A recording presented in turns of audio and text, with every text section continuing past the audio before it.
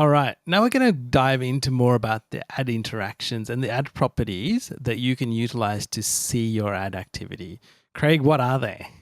There's a few original source and latest traffic source. And so we're getting into a few technical details now, but at this point, you've connected your ads in. When someone comes in from, say, a Facebook ad, they fill out a form or something on your site, and then they've become a contact in your CRM.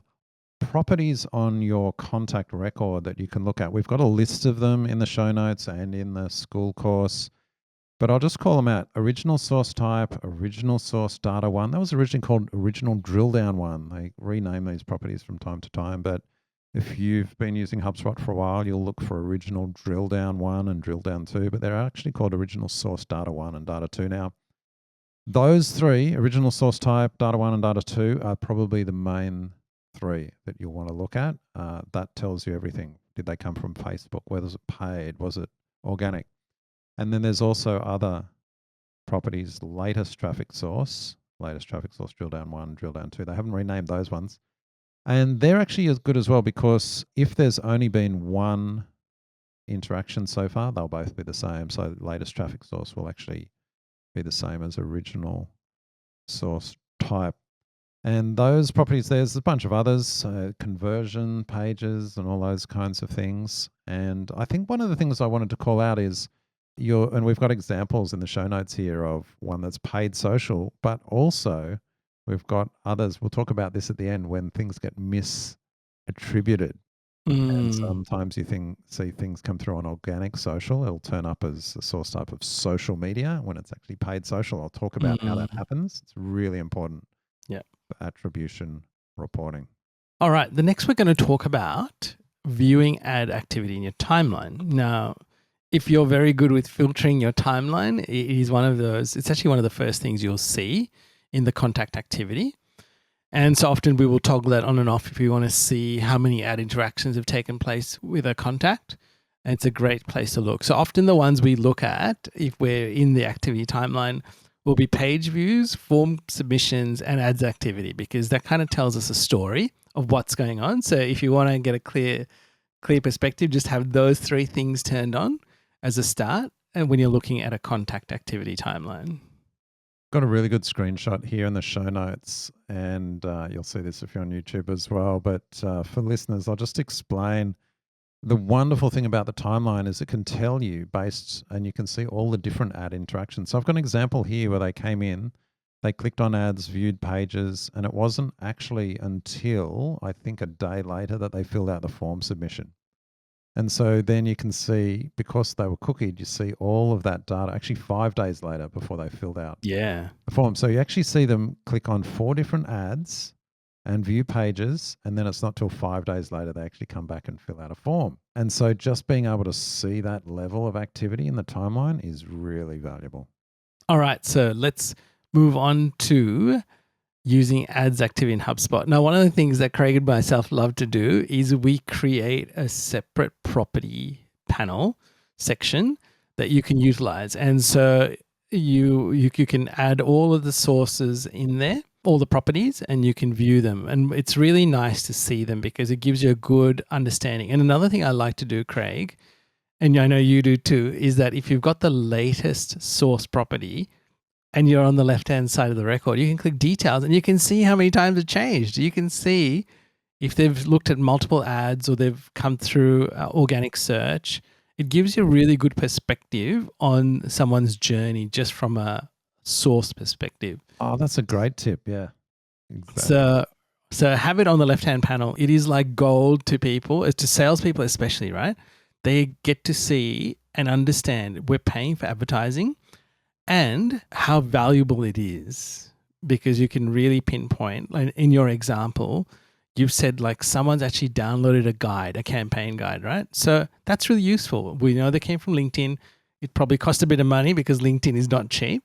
So we should actually value that contact a lot higher than we would value maybe somebody from Facebook. Not necessarily, but generally the case that that's something you could do. Actually, that raises a good point. Later on, we're going to talk about notification emails. But what you could do is, if you had, say, paid contacts from LinkedIn, which are more expensive, let's say, you could trigger a workflow that says, well, if that source was linked in and on a paid campaign, send a notification email to Mm. whoever, one of the sales reps, and they could jump on it straight away. All right. Now on to views. And we love views, and views are right across HubSpot. So, listeners, if you haven't gotten comfortable with views, I would encourage you to go in and play around, add columns, use views, because you'll be surprised how quickly you can digest data, you can get some insight, you can update things as well.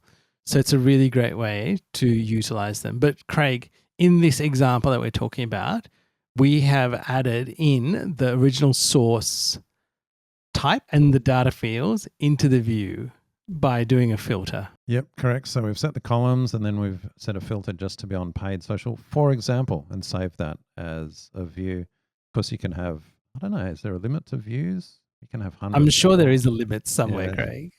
But you can just create views. So if you're on the marketing team, you just create a view. Oh, just show me my paid social. I remember when we used to do a lot of work with solar dealers, and we'd create separate views for them just for their paid, actually just for their Facebook just for their leads. paid ads. Yeah. Yeah, because they just wanted to say, oh, the Facebook ones or the Google ones. And so, yeah, the Correct. views just made that super easy to set up in HubSpot.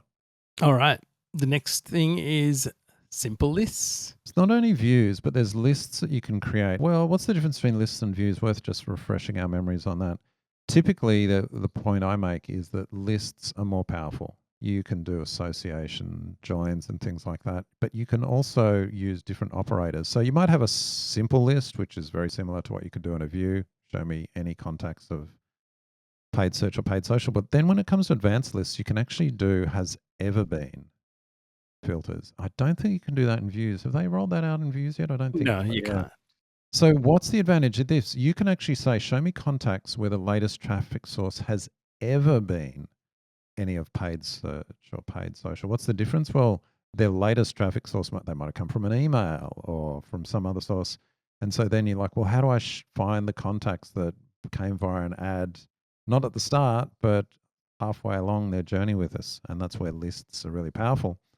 And as you were reminding me earlier, Ian, the pro tip is, well, you can create a list and then, of course, you can use that list in a view to get that same feature and visibility. And what I want to say, Craig, is that I think I have not come across anybody that has actually done this in a portal. And we do this to show, because when you understand ads, that people interact with ads all through their journey, using the latest source and saying has ever been paid search or paid social gives you an understanding of, have they interacted with an ad at some point in their journey? So I think people often think it's always the first point, or it might be that last point, right? Because that's how we've been taught to understand ads. But really, I feel that people need to think about ads as like they're just little signposts along people's journey, because you can attract someone with an ad, you can remarket to someone with an ad, you could show offers to someone with an ad that are in a deal stage as well. And then even once they've converted as customers, you can still show them ads, because you can run ads within apps. So people that are not using apps, there are so many opportunities to reach people. And so I think what we're trying to show you is, if you can segment well, if you can keep your data clean, if you can use your views, you can use those properties, you will actually extract the maximum juice out of your ad budgets and your ad tool here in HubSpot. Such a good point. And hopefully, listeners, if you haven't connected your ads into HubSpot, you're seeing some of the value, because the difference between just reporting from what Google Ads or Facebook was telling you to now seeing, all that attribution and that rich activity within HubSpot, being able to create advanced lists, joining on, show me all the contacts who ever interacted with an ad. That's really powerful. And so once you get across that, you start to think, well, previously I was flying blind. Now I can see.